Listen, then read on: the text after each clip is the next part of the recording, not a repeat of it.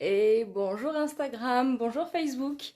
Je suis contente de vous retrouver pour un nouveau live aujourd'hui. Donc si vous avez bien suivi le planning, aujourd'hui ce sera un live aquarelle. Donc comme la semaine dernière, je vous vais réaliser une aquarelle face aux écrans pour que vous puissiez suivre, pardon. Et ensuite, libre à vous d'en faire une à votre façon, d'en faire une qui ressemble, de me l'envoyer en message privé, de la poster en story en me taguant dessus, comme ça après moi, je peux les repartager derrière. Le but, c'est voilà, de partager un moment créatif. Vous allez voir que le principe là, que je vais utiliser de la couronne, ça peut servir pour faire des cartes de vœux, par exemple. C'est la saison, pour faire des petits tableaux à offrir, tout simplement. Donc, il y a beaucoup d'applications dans le principe de la couronne. Et donc, je vais vous montrer étape par étape comment je vais procéder, quel matériel j'utilise. Enfin, je pense que maintenant, vous avez un petit peu l'habitude du déroulement de mes lives et des informations que je donne. Et comme toujours, les lives seront disponibles en replay sur IGTV, sur Facebook et également sur ma chaîne YouTube. Donc si vous êtes prêts, on va commencer.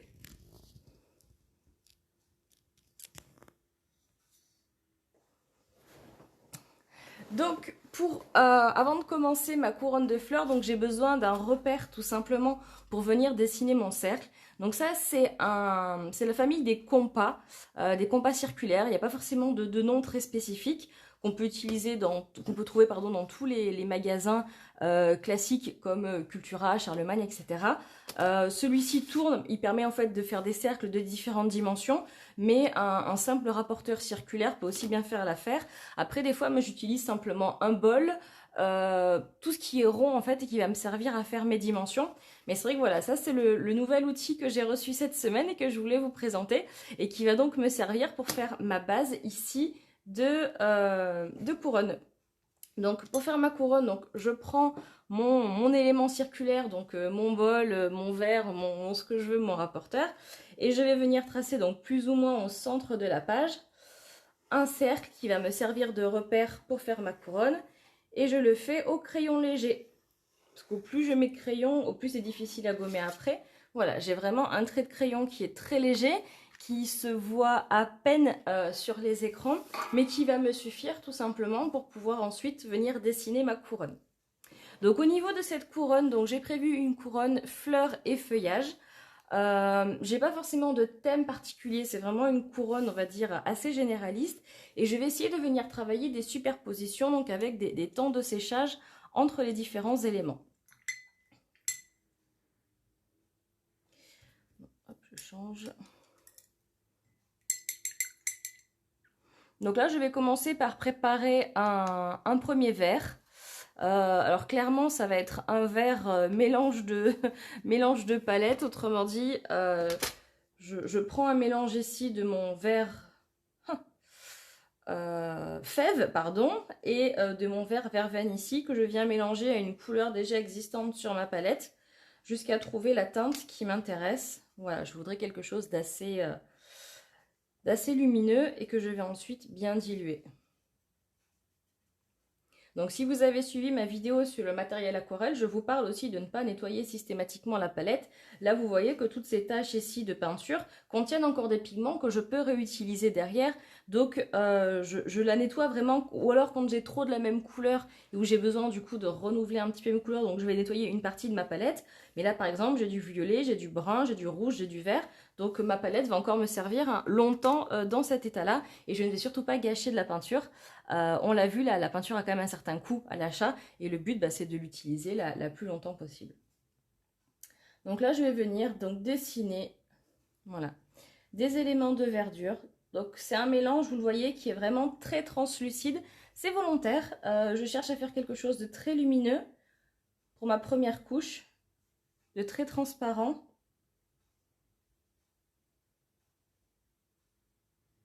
Et là, pour cette première couche, j'utilise mon pinceau rond numéro 4 de chez The Pigeon Letter, donc en pinceau en fibre synthétique.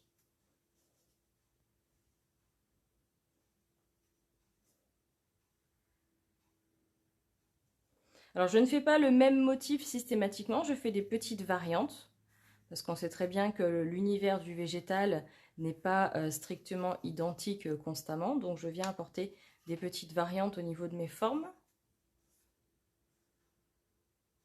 Et je viens suivre cette ligne en fait que j'ai tracée et qui me sert de repère pour garder une forme bien circulaire, bien régulière.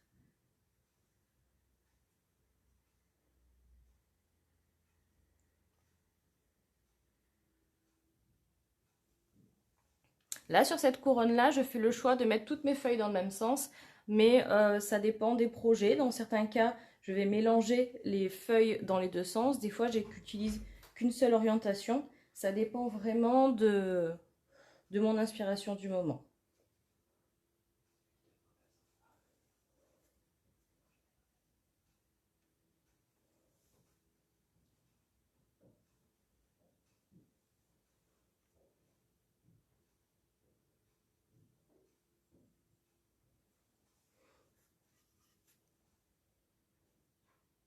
Et donc, je continue de remplir mon cercle avec mes motifs de feuilles. Donc, ce premier vert relativement clair.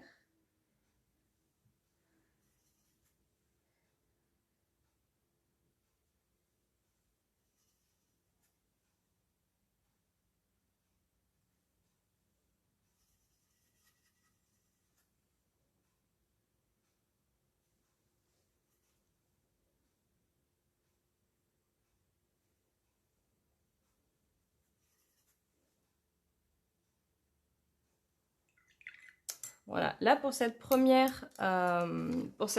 étape ici, donc j'ai utilisé un mélange principalement composé de mon vert fève ici et de mon vert lime, plus un petit reste de peinture que j'ai redilué derrière et qui me permet donc d'avoir une base en fait pour ma couronne. Je vais attendre que ça sèche un petit peu. Je vais un petit peu favoriser le séchage. Voilà, je vais un petit peu accélérer. Le temps est relativement humide ici à Bandol aujourd'hui. Quand le temps est humide, l'aquarelle sèche un peu moins vite. D'habitude, je tourne plutôt à une hygrométrie de 30%, donc une météo assez sèche. Donc j'ai des aquarelles qui sèchent très très vite. Là aujourd'hui, nous avons un temps légèrement couvert avec des petites averses. Et forcément, je vais avoir un papier qui va garder l'humidité un peu plus longtemps. Donc je viens juste légèrement accélérer ici le processus de séchage avec une petite feuille juste voilà, pour ventiler un petit peu. Et pendant ce temps, je vais préparer donc mon prochain mélange. Je vais rester dans les verts, je vais essayer de faire quelque chose un peu plus contrasté pour ma deuxième couleur. Donc je vais repartir ici de mon premier mélange, comme ça au moins je sais que j'ai forcément une harmonie ici. Donc je viens remettre un petit peu de lime à l'intérieur. Je vais également venir prendre ici un petit peu de kiwi qui va me permettre de foncer ma couleur. Et ensuite un peu de sapin.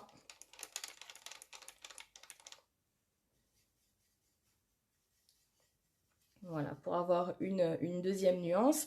Et je travaillerai ensuite une troisième nuance pour avoir un ton clair, un ton moyen et un ton foncé. Donc mon ton clair était composé de fèves et de lime. Mon ton moyen est composé de lime, kiwi et sapin. Et mon ton foncé sera composé uniquement de sapin plus ou moins dilué.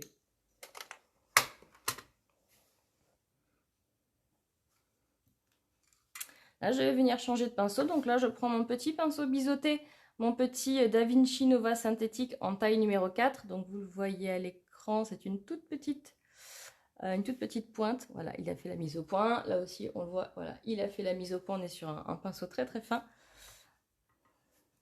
Et je vais pouvoir venir ici dessiner des petites grappes de feuillage. Alors, là, aujourd'hui, j'ai pas forcément de nom sur les types de feuillage que je dessine, que j'utilise. Ce sont voilà, des feuillages comme on pourrait en avoir dans la nature. Il n'y a pas forcément d'étiquette dessus aujourd'hui. Je ne suis pas forcément dans une aquarelle très réaliste. J'aime bien avoir quelque chose qui soit un peu plus suggéré. Donc voilà, j'ai pas forcément d'éléments pour identifier cette aquarelle-là, ce motif-là. Donc là, comme vous le voyez, je commence à peindre par-dessus mon aquarelle un peu plus clair. Ça fait un effet de superposition qui va me permettre de venir faire un petit peu de transparence, un petit peu de profondeur dans mon aquarelle.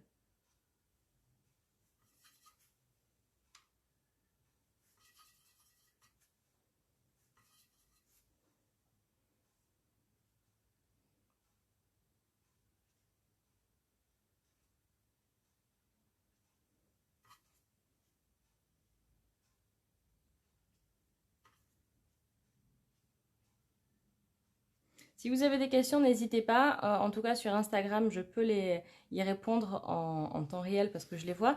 Sur Facebook, si vous avez des questions, j'y répondrai après. Mais n'hésitez pas à poser vos questions quoi qu'il arrive et j'y répondrai avec grand plaisir. Que ce soit des questions sur le matériel, sur la formation, sur le programme des lives, parce que c'est vrai qu'il y a d'autres lives encore à venir. N'hésitez pas à me poser toutes vos questions et c'est avec grand plaisir que j'y répondrai.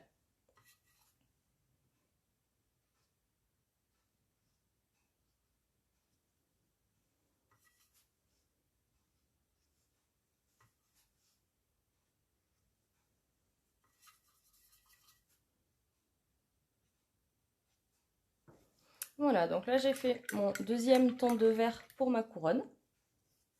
Là encore, je vais un petit peu aider le processus de séchage avec une feuille tout simplement. C'est quand même beaucoup moins bruyant que le sèche-cheveux. Et surtout, le problème du sèche-cheveux, c'est que si vous l'utilisez trop près de votre feuille, ça risque de faire des traits quand l'eau chasse un petit peu du papier. Donc autant utiliser simplement une feuille comme ceci pour venir accélérer le processus de séchage.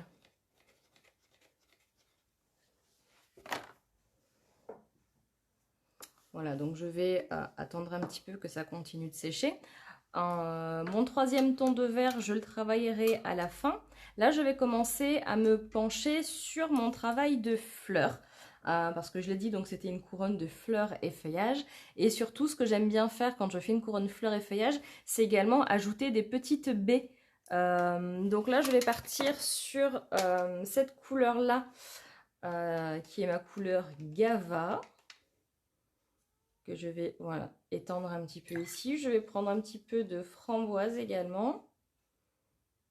Voilà. Et je vais venir... On va mettre un petit peu de framboise. Voilà. Je vais venir diluer ma couleur ici. Un petit peu de matière. Et je vais venir dessiner mes baies par petits groupes. Donc au niveau de mes baies, je peux aussi bien dessiner des baies pleines que des baies un peu plus ouvertes au niveau de la forme. Là, c'est vraiment une question de préférence, mais je trouve intéressant en fait de mélanger les deux formes parce que ça permet de créer un petit peu de rythme en fait dans la composition, parce qu'on peut parler de composition quand on parle d'aquarelle.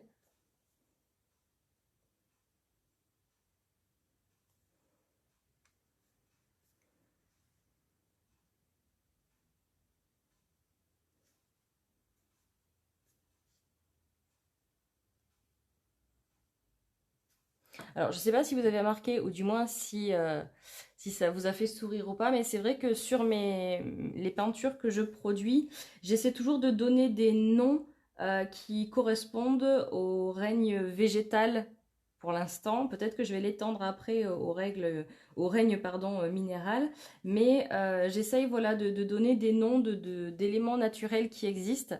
Donc c'est vrai que dans ma palette aujourd'hui, j'ai pomme de pin, sapin. Alors banquise, on s'éloigne un peu du règne végétal, mais bon, on est quand même sur une inspiration très naturelle au niveau du nom de la couleur.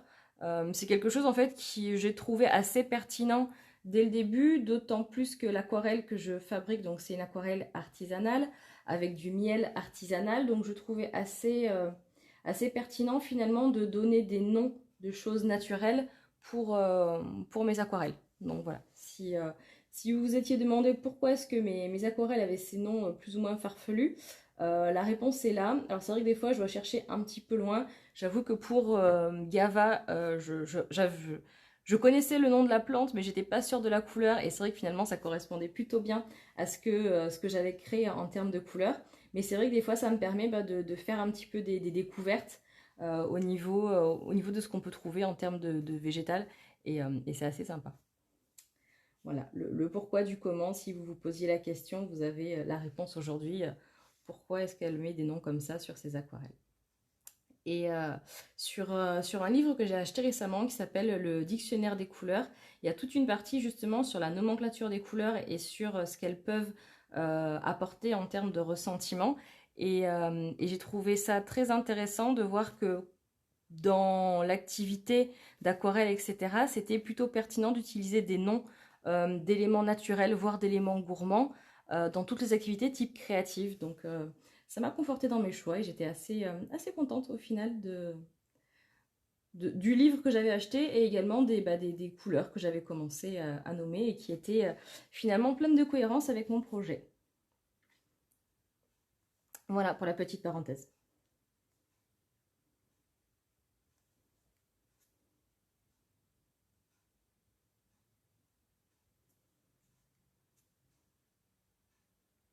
D'ailleurs, pour continuer la parenthèse, enfin du moins ouvrir en tout cas une autre parenthèse, je suis en train de mettre en place pour la fin de l'année un programme, alors j'ai envie de l'appeler Boost Créatif.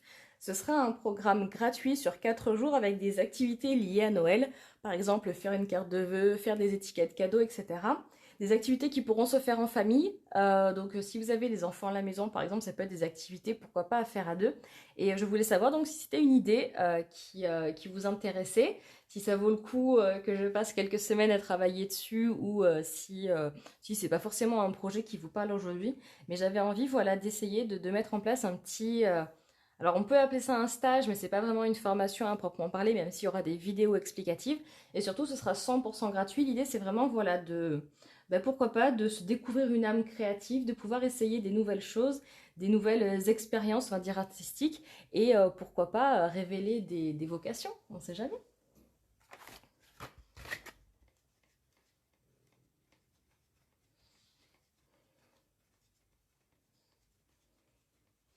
Donc, troisième étape d'accélération du séchage. Ah, j'ai Lynn qui me dit qu'il est intéressée. Eh ben, ça me fait plaisir. Je trouve ça assez intéressant parce que c'est vrai que ça peut donner des idées. On est dans une époque où on nous demande de nous diversifier, donc ça peut pourquoi pas être une piste de diversification. Voilà, c'était une idée que j'ai eue hier soir, qui a germé hier soir, que j'ai commencé à jeter un petit peu les grandes lignes de ce projet-là. Donc oui, voilà, c'était quelque chose qui m'intéressait. Flo me demande si je vais ajouter des fleurs à ma couronne. Oui, les fleurs seront la prochaine étape. Je suis en train de réfléchir à la couleur justement par rapport à ma palette pour avoir une certaine cohérence. J'avoue que j'aime bien la couleur safran ici que j'ai créée. D'ailleurs, j'en ai quasiment plus parce que c'est vrai que je l'ai beaucoup utilisée et je trouve qu'elle se marie relativement bien avec ma couleur Gava. D'ailleurs, je vais sortir mes couleurs comme ça, vous verrez au fur et à mesure les couleurs que j'ai utilisées dans ma palette.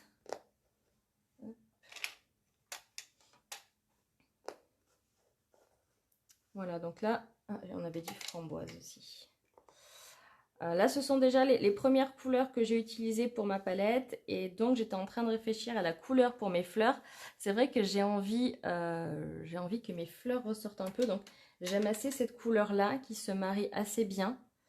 Donc, je pense que je vais rester sur cette couleur-là. Alors, moi, je le sais parce que c'est vrai que j'ai façonné ces couleurs-là. Dans cette couleur-là, on a du pigment de jaune qu'on a également ici. Et qu'on a également ici. Donc c'est pour ça en fait que ces couleurs-là marchent très bien ensemble. C'est parce que j'ai un pigment à la base qui est en commun. Et du coup, au niveau de l'harmonie des couleurs, c'est des choses qui sont beaucoup plus logiques. Donc c'est pour ça que mon safran va très bien avec mon Gava et avec mon fève aussi. Alors j'ai vu qu'il y avait des petites questions. Céline qui prend le live en route et qui demande donc de quelle diversification parles-tu, de quelle formation? Alors la diversification, pardon, c'est pour les entrepreneurs aujourd'hui, tous les entrepreneurs qui sont à l'arrêt, on nous conseille en tout cas de trouver des pistes de diversification pour travailler différemment, pour avoir d'autres sources de revenus. Donc je disais que peut-être les activités manuelles, artistiques, ça peut être une piste en fait de diversification. Et je parlais donc d'un stage gratuit que je vais mettre en place pour le mois de décembre sur le thème de Noël, avec des activités qui peuvent être faites en famille ou pas, et qui peuvent pourquoi pas donner des idées après pour la suite, de dire bah tiens, cette activité m'a plu, peut-être que je pourrais en faire quelque chose, une activité commerciale, avec un e-shop, avec Etsy, etc. Enfin, il y a peut-être moyen voilà, de développer une idée. One More Day dit super idée, ça égayera grandement notre période de Noël. Ben oui, vu que cette année c'est un peu compliqué, on va mettre un petit peu de magie fait maison dans notre Noël. Merci Céline. Donc je vais passer à ma fleur. Donc je vous l'ai dit, donc je vais utiliser ma couleur safran ici Donc je vais juste voilà, la mettre à côté pour pas tacher ma palette.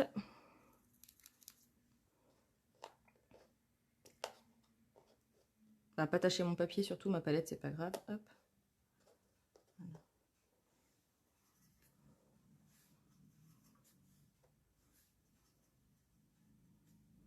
De là, pareil, je vais dessiner des fleurs qui n'ont pas forcément de nom ou de représentation dans la réalité. Ça va être des fleurs qui viennent selon les mouvements de mon pinceau.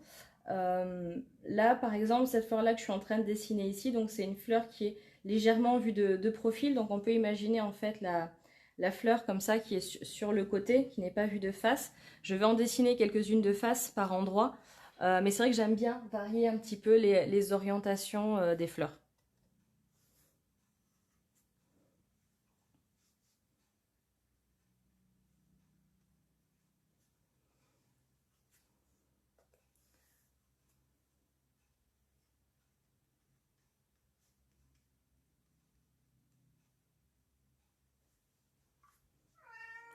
Alors voilà, j'ai un petit peu de compagnie. Ça met un petit peu d'ambiance dans le live. Si jamais vous trouviez que j'étais un petit peu trop calme, un petit peu trop seule, ben c'est plus le cas.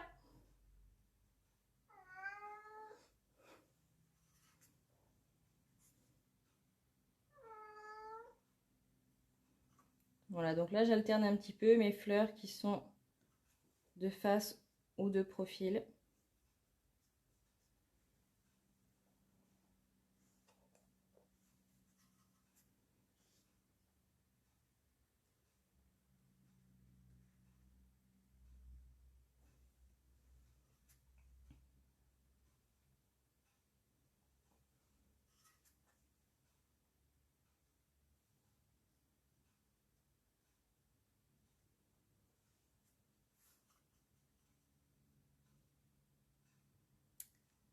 Flo me demande si je fais des suggestions au niveau du placement, je suppose au niveau du placement des fleurs. J'avoue que je les place un petit peu comme elles se présentent. J'essaie de regarder s'il y a des endroits où il y a un petit peu des espaces négatifs que je peux remplir avec mes fleurs. Après, en sachant que je vais pouvoir regarnir ma fleur avec ma couronne, pardon, avec un peu plus de feuillage si c'est nécessaire. Donc, le placement des fleurs, je le fais un peu plus à l'intuition. J'essaie d'équilibrer par rapport au placement des baies, par rapport à la forme de ma couronne. Il n'y a pas vraiment de règles au niveau du placement des fleurs. J'essaie de faire en sorte que ce soit un petit peu garni de partout. J'ai pas forcément de règles au niveau de symétrie, asymétrie, règle d'or ou pas. Là, je suis un peu plus, on va dire, à l'instinct au niveau du placement et de la forme des fleurs. Voilà, je sais pas si ça répond suffisamment à la question ou pas, mais c'est vrai que j'essaye voilà, d'analyser en même temps que je travaille. J'essaie de regarder un petit peu ma couronne. Là, par exemple, ici, peut-être il manquerait une petite, un peu plus fermée comme ceci vers le haut. Peut-être également ici vers le bas. Voilà, j'essaie de regarder en même temps que je peins, en fait, la composition pour essayer d'équilibrer.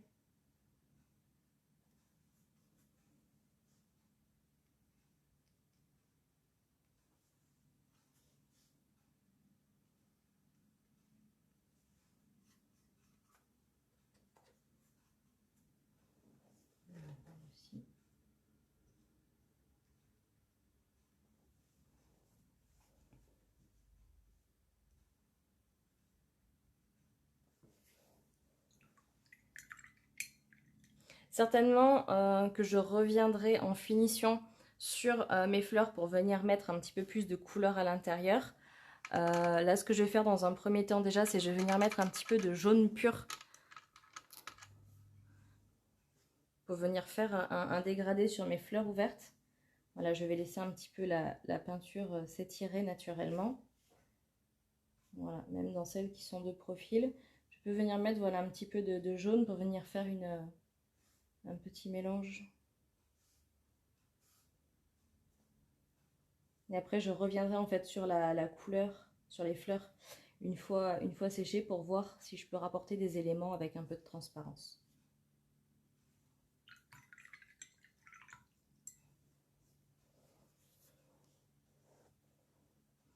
Voilà, voilà, je suis à 7 couleurs. On va dire que d'un point de vue palette de couleurs, on est quand même sur quelque chose qui est assez riche en termes de couleurs, en termes de contraste.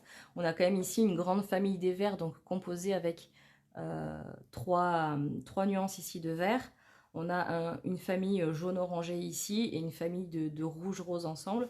Donc on a en fait trois grandes familles de couleurs, mais on est sur des couleurs analogues, parce qu'au final, si on regarde un cercle chromatique, que je n'ai pas sous les yeux, on a la palette qui va du vert au jaune, à l'orange et au rouge, donc on est vraiment sur des couleurs analogues, un mélange de chaud et de froid qui est assez logique pour avoir un équilibre au niveau des couleurs.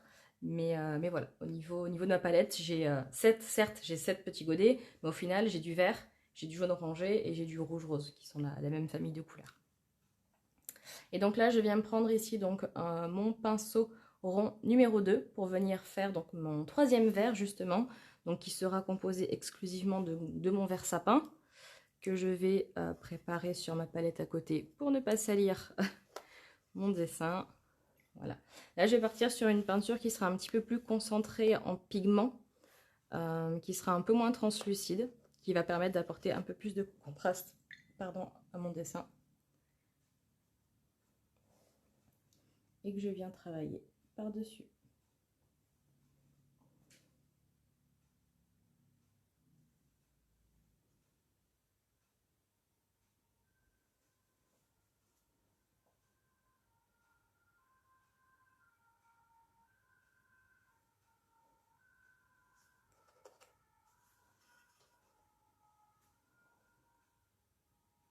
Donc là encore, pas forcément de conseils très particuliers au niveau du placement des éléments. Là, je viens travailler un peu plus en superposition, donc je viens me mettre par-dessus certains éléments. Des fois, je vais dessiner sur du blanc, des fois, je vais dessiner directement sur une autre couche de peinture. Là, l'idée, c'est vraiment de venir équilibrer les formes. Par exemple, ici, là, je vais forcément venir travailler un petit peu en extérieur pour venir remplir l'espace. Ici aussi, par endroits, je vais simplement venir superposer ici sur de la verdure. Et pareil, comme au début, ça peut être des fois des feuillages par 2, par 3.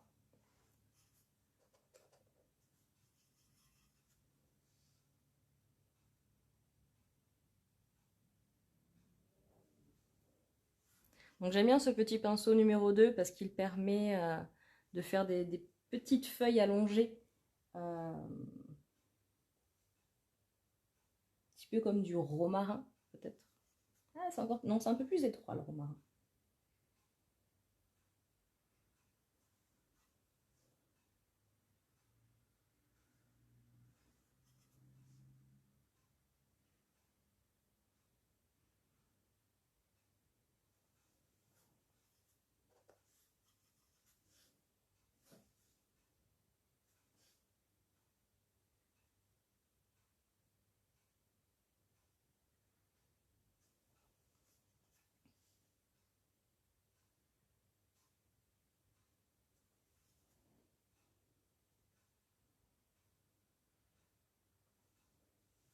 Donc au final, dans ma couronne, je vais avoir un contraste au niveau des couleurs que je vais utiliser, mais également au niveau des formes, parce que je vais avoir des grandes feuilles très très claires, des petites feuilles très foncées.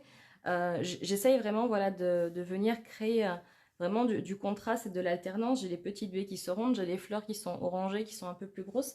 C'est vraiment important de venir équilibrer sa composition comme ça, avec différents éléments, différentes tailles, différentes couleurs. On peut aussi faire que du pastel hein, si c'est vraiment un choix. Mais c'est vrai que là, dans mon travail à moi, j'aime bien apporter quand même une petite touche de contraste.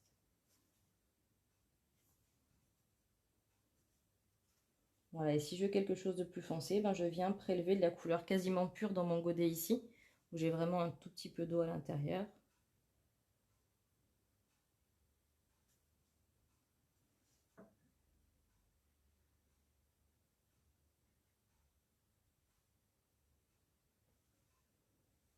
Alors je l'ai appelé vert sapin. Alors c'est pas le sapin épicéa, c'est un peu plus le Nordman au niveau de la couleur, mais c'est vrai que c'est un vert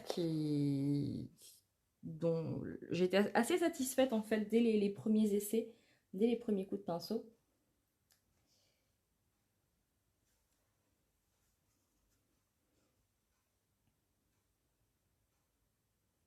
Celui-ci fait partie donc de la nouvelle palette hiver, mais je pense clairement l'intégrer à la palette annuelle, parce que je trouve que c'est une couleur qui est vraiment intéressante au niveau du travail. Là, on n'est pas sur quelque chose de particulièrement hivernal finalement, et ce vert sapin, ce vert sapin se marie tout à fait. Et oui, comme dit Flo, c'est quelque chose qu'on peut proposer pour un mariage, tout à fait. On peut très bien imaginer une carterie faite avec soit une carterie un petit peu circulaire comme ceci, soit simplement un motif de fleurs qui peut servir pour faire les étiquettes pour les cadeaux d'invités, par exemple. Donc l'aquarelle, c'est vraiment une activité qui est complètement cohérente avec toute la partie mariage, parce qu'on peut tout à fait la transposer en fait dans l'activité, dans les décors de mariage. Donc oui, oui, c'est vraiment quelque chose de transposable. C'est pour ça aussi que c'est une activité en fait qui m'a plu, parce que c'est quelque chose voilà, que je pouvais adapter à mon activité principale.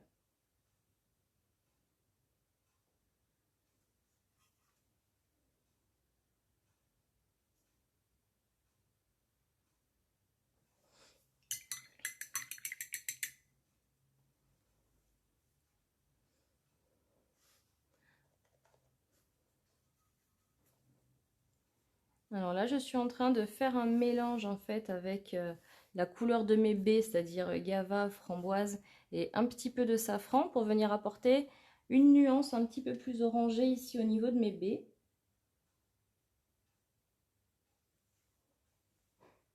Un peu plus diluée aussi, un peu plus clair. Ça va me permettre de venir apporter un peu plus de lien encore entre mes différentes couleurs.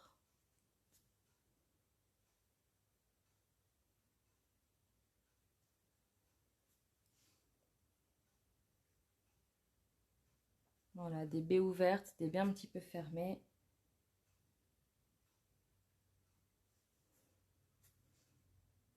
Un petit peu de pigment et beaucoup d'eau.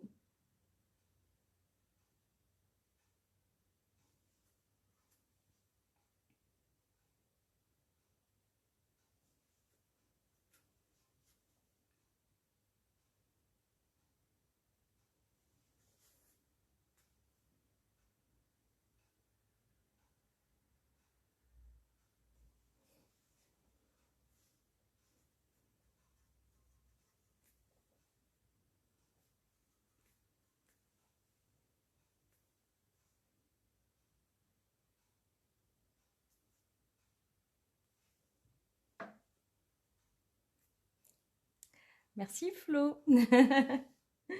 Merci pour les petits commentaires en direct, c'est sympa. Alors là, ici, j'ai hop, un petit peu de baie qui vient, voilà, hop, se fusionner ici.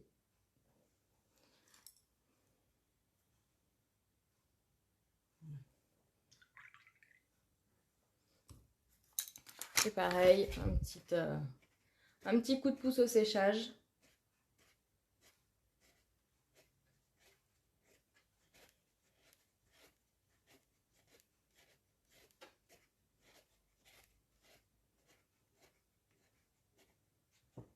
Voilà, donc là j'ai des zones ici dans mes fleurs qui commencent à être un petit peu séchées. Donc je vais pouvoir revenir avec du orange presque pur et venir redessiner.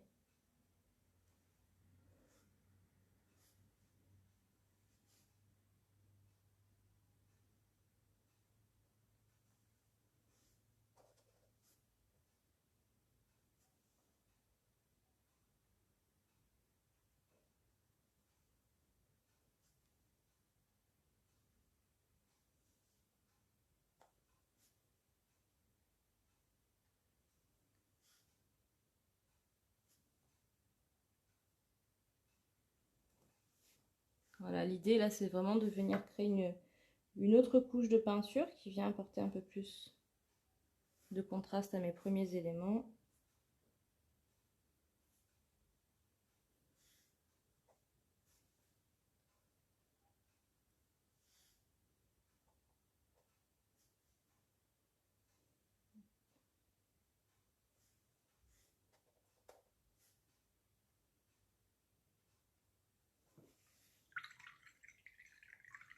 Et là, la dernière étape, ce sera vraiment de venir dessiner des petits pistils dans cette fleur et dans cette fleur. Mais là, ce sera avec le jaune pur. Il faut vraiment que ce soit sec. Donc, on va aider un petit peu la nature.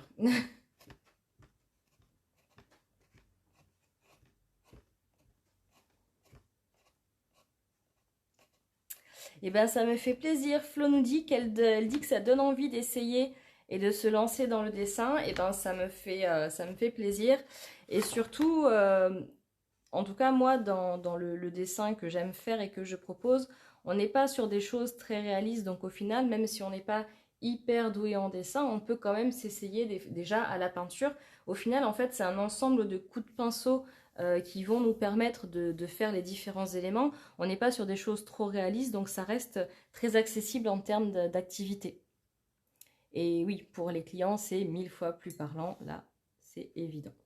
Donc là, je viens ici prélever un petit peu de ma couleur lime, que je vais venir, hop, tapoter. Alors là, clairement, on n'est plus du tout dans la représentation, on est vraiment là dans la projection, dans l'imagination. Mais j'aime bien venir dessiner des petits points comme ça de couleurs qui viennent un petit peu accompagner, rappeler les différents éléments qui ont été inclus dans le travail. Ça pourrait être des petites baies vertes, mais bon là, c'est vraiment pas l'idée. C'est juste, voilà, rajouter des petits points de couleur.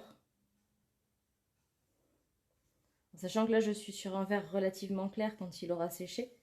Donc ça va venir...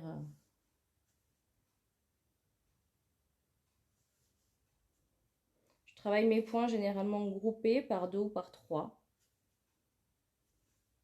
Des fois, ça m'arrive de les travailler seul aussi.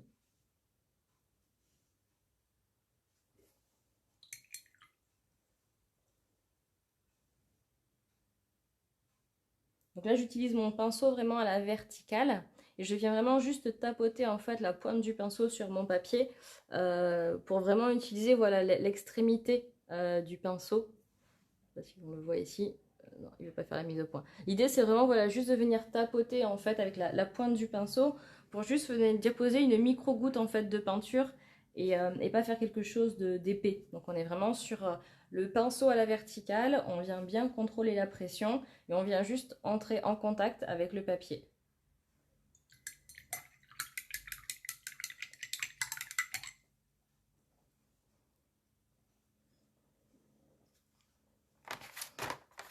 Faire un peu de séchage encore.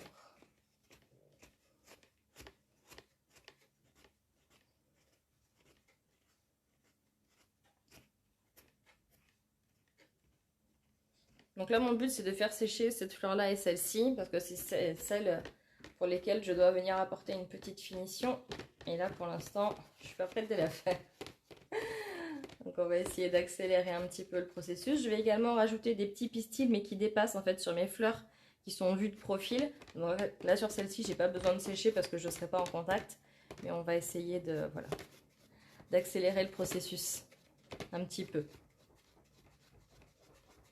Là, c'est tout simplement une feuille de brouillon que j'utilise voilà, pour sécher.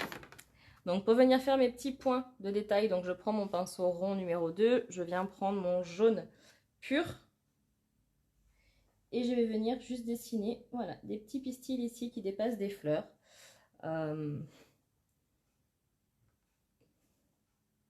encore, c'est de l'imagination parce que j'ai rarement vu des fleurs à demi ouvertes comme ceci, ou du moins de profil, où on voyait les pistils dépasser. Mais je trouve que visuellement, c'est assez sympathique. Et on se projette bien dans l'image de la fleur. Voilà, avec ces tout petits bouts de pistil qui dépassent.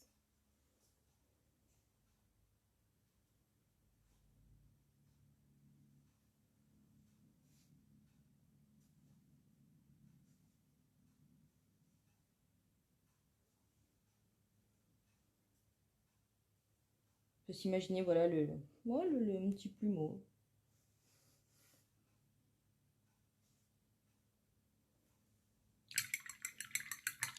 Alors oui, le sèche-cheveux, ça m'arrive de l'utiliser. Le problème, c'est que déjà, en live, c'est hyper bruyant, c'est pas très agréable le sifflement du sèche-cheveux. Et après, le problème, c'est que le souffle du sèche-cheveux comme j'ai des endroits où j'ai quand même pas mal d'eau, ça fait chasser les gouttes d'eau. Et du coup, ça fait des traits qui partent un peu dans tous les sens. Donc c'est vrai, c'est pas... Oui, c'est vrai, le fuchsia, effectivement. Le fuchsia, ces petits pistils qui dépassent, tout à fait. Merci Flo. Oui, c'est vrai. Et d'ailleurs, j'aime beaucoup la forme du fuchsia. Ça m'a toujours fait penser à une petite danseuse quand j'étais plus jeune et moins jeune. C'est vrai que j'aime beaucoup la fleur de fuchsia. C'est dommage de ne pas plus l'utiliser dans les mariages parce que c'est vrai que c'est pas forcément une fleur qui est adaptée, mais c'est une fleur que j'aime beaucoup, beaucoup. Alors, on approche du point de séchage.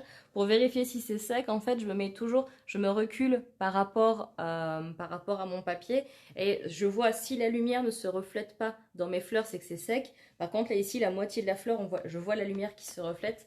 Donc, ça m'indique que ma peinture n'est pas complètement sèche. Je trouve que c'est plus fiable que d'y aller au doigt parce que des fois, en tapotant, on a l'impression que c'est sec, mais ça ne l'est pas. Et là, ce test-là, par contre, est assez fiable. Et donc là, je viens prendre mon pinceau rond numéro 2.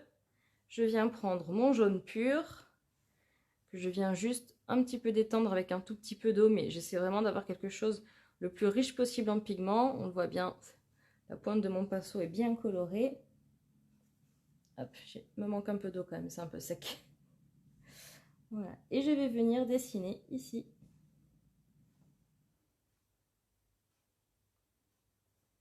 Des petits pistils à l'intérieur de mes fleurs ouvertes.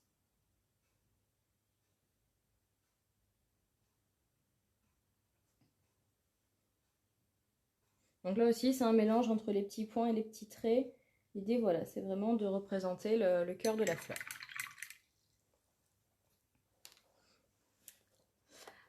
Donc, voici pour ma couronne de fleurs du jour.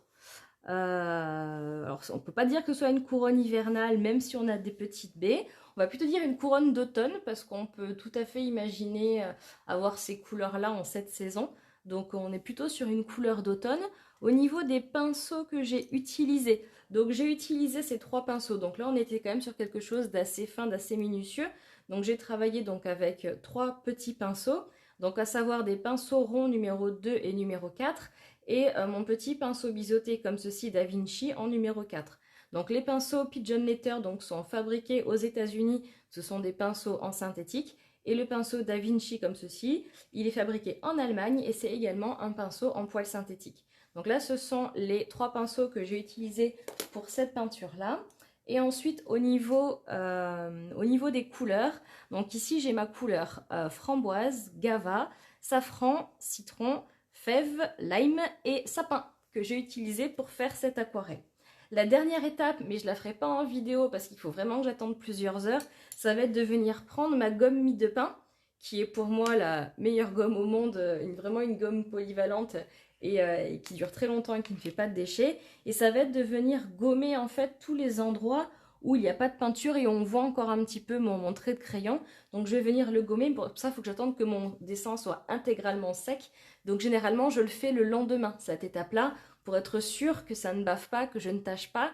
Parce que malheureusement ça m'est déjà arrivé de vouloir gommer un dessin, enfin une aquarelle qui n'était pas complètement sèche et du coup de gâcher mon travail. Donc j'attends vraiment le dernier moment, donc à savoir demain, mon dessin sera intégralement sec pour venir le prendre en photo.